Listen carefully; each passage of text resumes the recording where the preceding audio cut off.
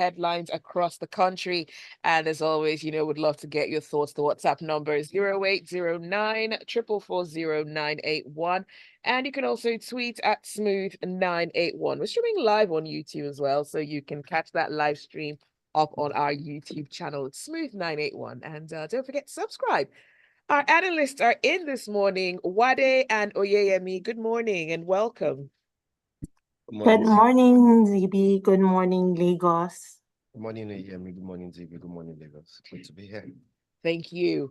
All right, well, let's start off with the headline that's coming from Punch. Minimum wage, private sector, states fault Labour's push for 1 million naira. I continue to say, Zibby, I always have an issue with how headlines are put. I listened to that Arise interview, and the interviewer asked a question, and the question was quite clear. And he asked if the unions could demand for living wage could be as high as 1 million. And the labor union president said this 1 million may be relevant if the value of the naira continues to depreciate. If inflation continues, then it could go as high as that. I remember that Labour started off at 200,000, and when the committee was inaugurated, the first thing they put forward was about between 300 and 400,000. And when you ask this kind of questions, of course, he would give you an answer, which for me was the appropriate answer that he gave. As of yesterday, on the official market, dollar was 1,534 naira. Inflation, as at the end of December, was 28.92. That's what the inflation figures from the MBS. Personally, when you look at your own inflation figures, it could be higher than that. We're expecting inflation numbers maybe by the end of this week, or sometime this week or early next week. And then we'll start to see where we're going to. And the reality for me has always been this, where you continue to look at the civil service are not properly paid. 30,000 is the minimum wage. A bag of rice is 70,000. A bag of beans is much more than that. A bag of maize is almost the same. And then you expect people to, go out. I'm not telling you that people should go commit offenses because you don't pay them well. Do you understand? But it's a reflection of the system that we stay in. So if the private sector or the states are complaining, we see states just this year alone. I can remember we did an analysis, and the states have shared exchange rate gains from July till December, close to 1 something trillion. This is just a reflection of the change in rate from having your dollar at 460 when this administration came in, and every month what the CBN rate is, or the exchange rate is at the end of the month. And this is how much states have gotten. And nobody's saying anything about that. Nobody's saying how Nigerians are going through so much pain. And everybody just continues to say, oh, labor is being unrealistic. The reality of the fact remains that a lot of Nigerians are continually going in the direction of the poverty line. And we cannot continue like this. So if the head of labor is saying, oh, if it goes in that direction, we can ask or we can demand 1 million. I think is a fair point for him to make. But the question, and really this is what I think the media should reflect on. It was a question, and you should take the answer from the context of the question, not go on the headline and say, oh, minimum wage. Labor demands 1 million naira. Labor the committee that is working on the minimum wage has not come out to tell you that Labor has put forward that what they require as minimum wage is 100,000. When 30,000 was set as the minimum wage in 2017, 2018, we know how much a bag of rice was, despite the fact that a bag of rice had moved from 7,000, 8,000 in 2015 to about 30,000 in over almost 30,000 in 2019. Minimum wage still remained at 30,000. How does someone who earns 30,000 a month, yes, he's not eligible to pay personal income taxes, have to feed a family, have to send children to school, where public education is nothing to write home about anymore. And you just continually look at all the challenges that they face, and then everybody continues to say, oh, it's unrealistic for them to demand for a wage that will take them home. And when you look at the wages now, you can't even take them out of the house into the bus stop. And that's where we are. So when everybody says, oh, the fault Labor's push for 1 million, Labor has a right to push for 1 million. The government and the private sector have a right to look at how much they earn. Are you with me? And say, oh, we can't pay 1 million. And then they come to a what's it called, to an agreement. But we've seen in the proposed budget where ₦1 trillion was put up for increased wages, and at the end the budget that was passed came to 500 billion. So what exactly are we doing? Are we saying that these people shouldn't work, or they shouldn't survive, or they should continually live below the poverty line? And that's the question for whether it's the private sector or the federal government or the public, the public or the private sector, to sit down together and work out the modalities of how much they think and believe and how much Labour believes that minimum wage should be. All right, thank you, Uade, for that. We're moving on to Vanguard. Lagos nurses protest call for reversal of new verification guidelines. Oyeyemi? Okay, so the summary of the story is that the Nursing and Midwifery Council of Nigeria released guidelines that modified the conditions for verification of nurses seeking to work in diaspora. Specifically, for you to be verified, you would need to have worked locally for a period of 2 years before you're qualified.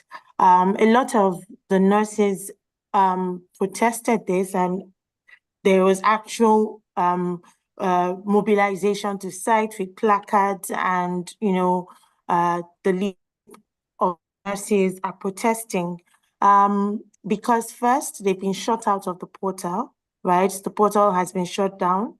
And secondly, they're protesting the validity of these new conditions.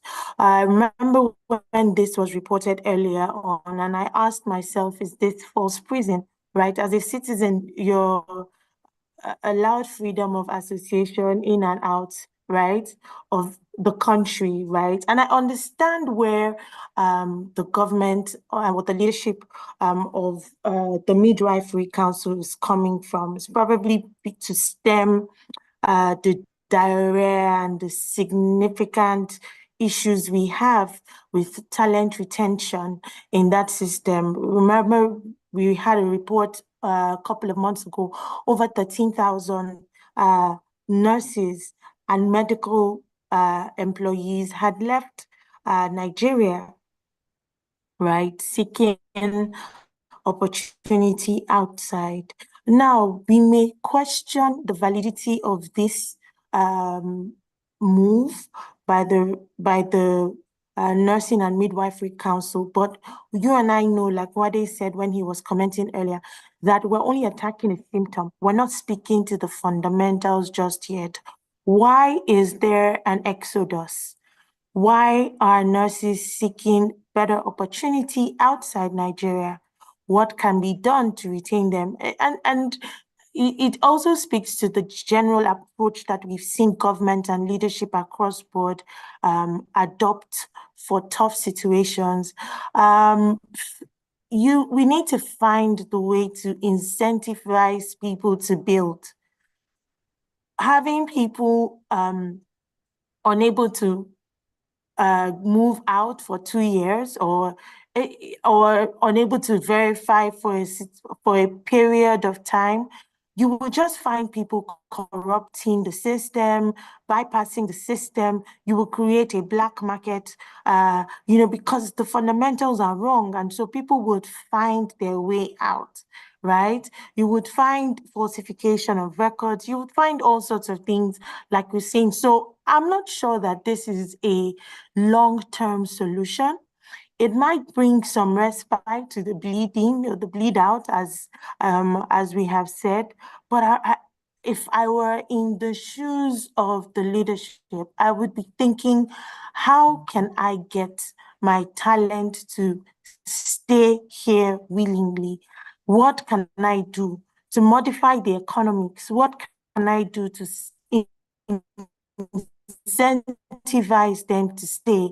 What can be done, you know, to give some form of respite? Because it's easy to say to someone who sees opportunity all around, to say, I'm going to limit you by your environment. The thinking around the solution is short term. It's not addressing the fundamentals. And I think it's also in some way a breach of the rights of people who are already extending themselves significantly for the benefit of citizens of the country, of ourselves. And I don't see it as the way forward. It may bring some respite, but 2 years is not enough to cure the kind of systemic rot that has led us here. So I'm hoping that in the next few months, we would hear a reversal of this policy and introduction of a more holistic plan, right? Incentivizing nursing, facilitating training, right? And development, and also some form of direction of investment into whether it's collaboration with private sector, you know, or even some form of benefits, extraneous benefits, right, that incentivize these medical personnel to stay here, as against this stick method of trying to punish them, you know, for seeking opportunity. That's my view, and I hope that over time we would see some improvement. All right, thank you for that, Oyeyemi. Let's go on to some of the messages we have coming through. Dakmo says, demand for minimum wage at $1 million. It's really not funny, but very ironic, because we once used to laugh at the Italian lira and Ghanaian cedi, but the tide has now turned against us. It's always wise to remove the log from our eyes prior to trying to remove the speck from our neighbors. Opportunity is knocking a second time for us, so the powers that be should kindly wake up and do their homework. Wale says, you can see why there is corruption in the civil service, because no way can they survive with 30,000. So to do anything in a ministry, you must settle people in that ministry, or they will not take your request forward. You're listening to Freshly Pressed on Smooth 98.1. Stay with us. The conversation continues on the other side.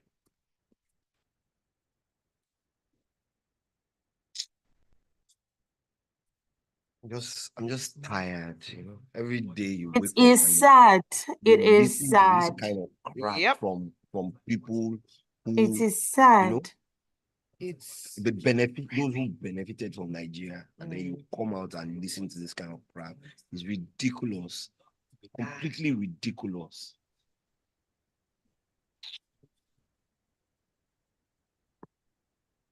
I mean, it's the same story thread.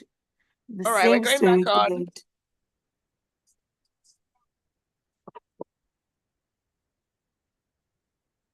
This is Freshly Pressed on Smooth 98.1. It's Zibby here, and we have the analysts in Uade and Oyeyemi. We're looking at the headlines that are making the rounds across the country and would love to hear from you. So you can send us your thoughts via WhatsApp to 0809 4440981. You can also tweet at Smooth981. And don't forget, we're streaming live on YouTube as well, so you can catch that live stream and post a comment on there. From Punch, outages, federal government plans sanctions for non-performing discos. You know, I, every time I hear this, you know, it's so painful and it's so irritating to me when, you know, everything is about, you know, you sanction this, you sanction that, while refusing to deal with the crux of the matter, and that has been the bane in Nigeria. I remember in 2013 when these discos were sold to the preferred bidder. I looked forward to to an electricity sector that would grow exponentially. And I still believe it can grow. But when you look at the things that have happened over the last 10 years, then you'll actually realize that the ability for it to grow has been stagnated, not because the people who have bought these things refuse to invest in them, but because of the fact that so many of the dynamics that were put on paper in terms of the agreement has shifted. When these agreements were signed, it was 160 naira to $1. 10 years down the line, multiply that by 10. We're not even talking about inflation, which was almost single digits in 2013. Today, we're talking inflation that is 3 times that. And everybody comes back and say, oh, we would slam the discos. Oh, we're providing money for them to support their OPEX. Metering has been on the table for the last 10 years. People need to invest in meters, but nobody is willing to pay for the meters. Then how do you want to account for the electricity that is sold? I know personally, having been there, discos have worked with the transmission companies and the generation companies to meter practically every point for where electricity changes hand. And this I know clearly, and a lot of investment has gone in there. But we continue to forget the fact that if the consumers are not paying, nobody within that value chain is going to get a dime. And that's what is continually happening. And so when government continues to say, oh, we're subsidizing, we should work out the modalities for people to be able to get meters, people to be able to pay for those meters, so that you can account for the money, you can pay the people who produce it, you can pay the people who transmit it, and those who distribute it can also get their money. So every time I see, I know a lot of people will say, oh, you're supporting the discos. Yes, I in this case, yes, oh, they are not providing enough electricity. I can tell you for free that in the last 2 months, I don't get more than maximum on the average 2-3 hours of power in a day. And that's when I'm not at home. I can't remember sleeping with light in the last 4 weeks. So how, first, generation, the gas is an issue because it's not priced rightly. Transmission is an issue. 10 years down the line, we've not been able to expand our transmission network from the average of 4,500 megawatts. And we're just continually pushing everything back to the discos to say, oh, discos must pay this, must pay that. Discos cannot invest in metering because there is an issue of whether you should import the meter. When you import it, there's an issue of whether you should pay duty or not pay duties. When it's time to try and install them, you go through the issues of consumers telling you that they've not had light, don't come near my neighborhood. And everybody just sits down and says, you cherry pick on who you want to sanction today. Today is the GEMCOs because you say, oh, they are not generating enough. Tomorrow, nobody ever speaks about the part that manages both sides and is the most inefficient and is run by who, and these are the things that I see. It pains me when I see this. We have ministries and agencies. Some of the biggest debtors of the discos haven't paid monies in years.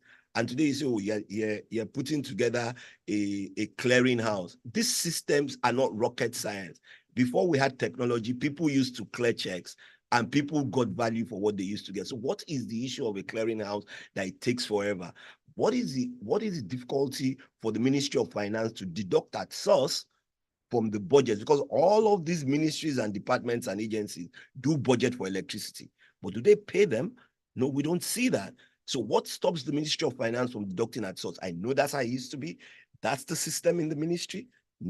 I wasn't told, I know. Do you understand? So it just beats me when you say, oh, you sanction them 50% sanction for their OPEX. Then when you sanction their OPEX, I don't know how you want them to distribute the electricity at the end of the day. It's just painful. And Zibby, I'm sorry, today I'm just in the mood to, unleash on all these things that the fundamentals are just wrong from the beginning.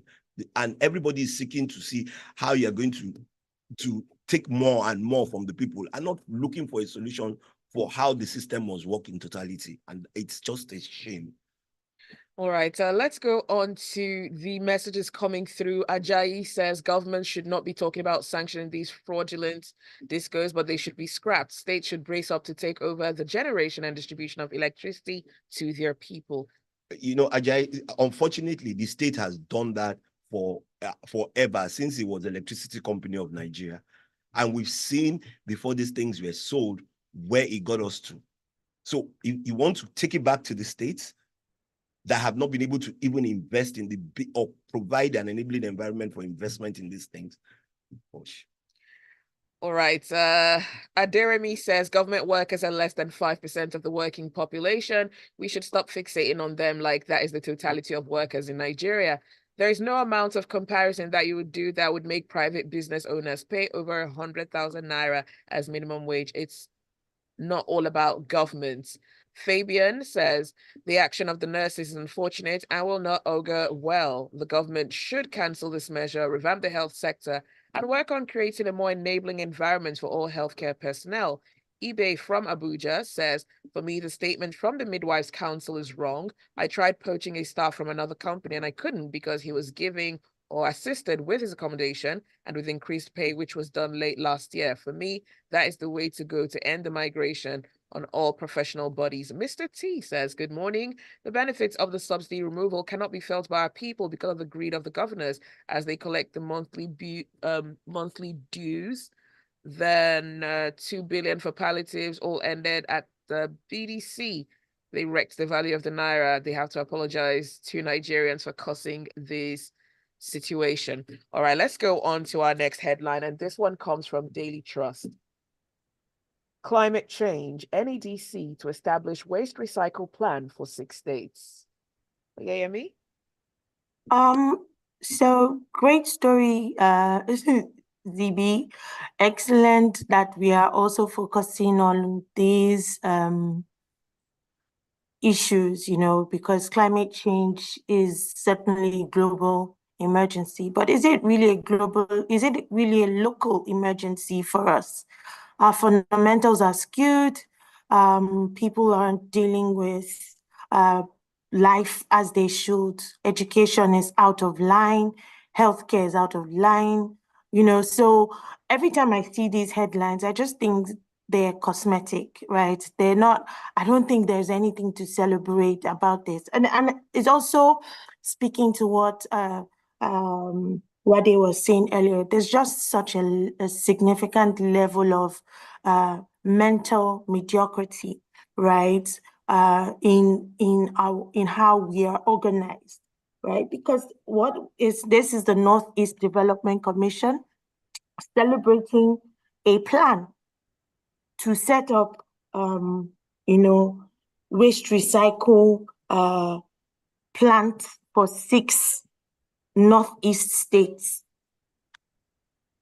Can we celebrate it when the plan has been implemented, when the plans go live, right? Many times we're just putting out, we want to.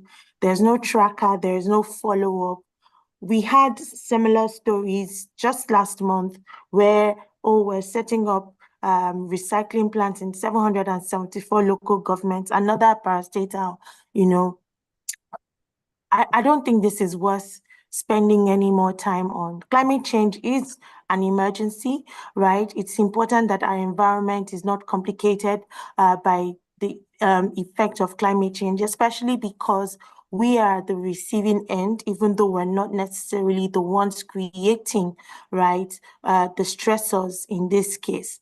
But more importantly, I feel like this is just a cosmetic dance towards making announcements that seem or create a sense of we're working on this, we're busy, as against actual development solutions, across the board. And so I'm just keeping a mental tracker open for the next time I will see another climate change plan being announced. And hopefully, along with that plan, I would see some form of coordination, right? And some form of report on how far we've gone for the other plans that were announced earlier. But until then, I don't think there's anything to celebrate or stoke up, with this particular story. All right, let's go on to The Guardian. AFCTA pledges to eliminate trade barrier within Africa. Uade? For me today, this is probably the only news that really has some level of comfort in all the stories that I've seen today and in all the 7 stories that we're trying to look at.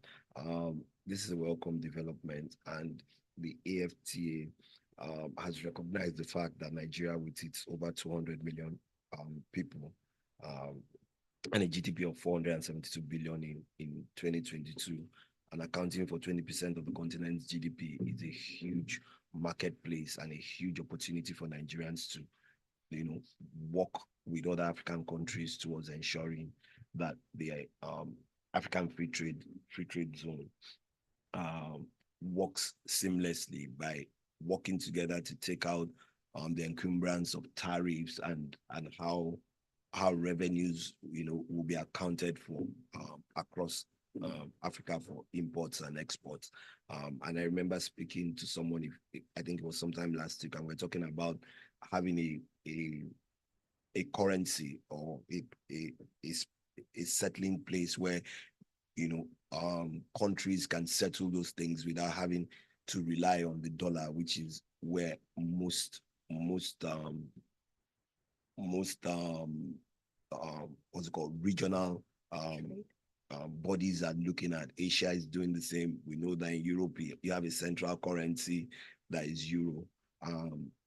Asia is doing the same thing, and these are the things we should be looking forward to and putting those things in place. There's a meeting of African leaders sometime this month. I think is in a couple of weeks. I hope they will be focusing on those kind of things and looking at how we can put in, not just because how we can implement policies that are already in place towards ensuring that the African free trade area works more efficient. We've seen it in West Africa, but it's still not as robust as we expect it to be. But at the end of the day, these are huge opportunities for Africa to export and import within the context of the region, and ensure that, one, there's increase in production across African countries, there is better trade and more efficiency in the logistics of moving things from one point to the other. So I'll just leave it at that. All right, in about a minute, our next story is from Punch. A Lagos Assembly pushes for state police. The debate is on. Let's hope that we finally stop debating and we know what we're about to do. I mean, there are different schools of thought to this. We are certainly under-policed as a country, right? There are benefits to having police resourcing localized, and we've seen different models globally. We've seen how it works. The problem is that, are we really ready for it? Because there are risks that we also take up when we're structured that way. I feel like this is something that our governments across the board have to agree on and mobilize towards. Are we ready for this conversation? Are we ready to take it forward? I'm not sure yet, because we keep dancing forward and backward. And then there's so many issues that we're dealing with already, especially on the part of the global security. That when I say global, I mean across Nigerian states, right? So globally, our solutions are yet to be cohesive. So will state police help? Will it improve it? There is a case for it. I think that the benefits of it are way more than the disadvantages.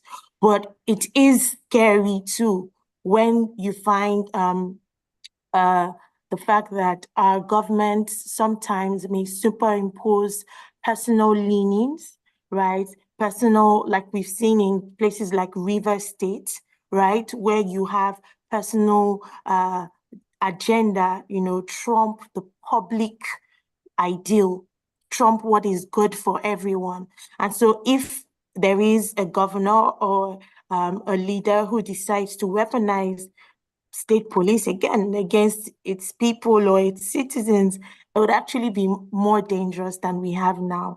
So I think that this conversation doesn't stand alone. It stands within that whole box of what is the security solution that is correct, suitable, and excellent for Nigerians today. And if we are addressing it in that cohesive point, we will know whether or not it is time we're mature enough to adopt state policing as a solution. All right, thank you for that, Oyeyemi. Very quickly, I'll take a few messages. Anthony says, hoping to get the required supply of electricity from the said national grid is not feasible in this conspiracy-filled system of ours. Breaking the monopoly is the answer. Government should remove the unnecessary huge custom tariffs completely and possibly subsidize importation of solar systems to curb this overdependence on the grid. Otherwise, nothing works in this regard. Why were you going to say something? Okay. Shegun says we increase FAC allocations. States have no excuse not to improve the living standards of their citizens and pay the minimum wage. The governors keep quiet and encourage their citizens to focus only on the federal government. And paying palliatives, distributing palliatives. That is all the time that we have for Freshly Pressed this morning. Thanks for your messages. Thanks for listening. And special thanks to our analysts, Uade and Oyeyemi. Uade, come on, brighten up. I was so bright about the day. It's hot. You sweat every day. There's no light to run your AC. And so why are we? Well, let's hope for the better. But we've been saying that for the last 6 There years. is hope. All right. I will go with that, Oyeyemi. There is hope. Renewed hope. Okay. That's it for Freshly Pressed this morning. Thanks for listening. Do stay with us. There's a lot more to come on the Smooth Breakfast. Thanks, Oyeyemi. What?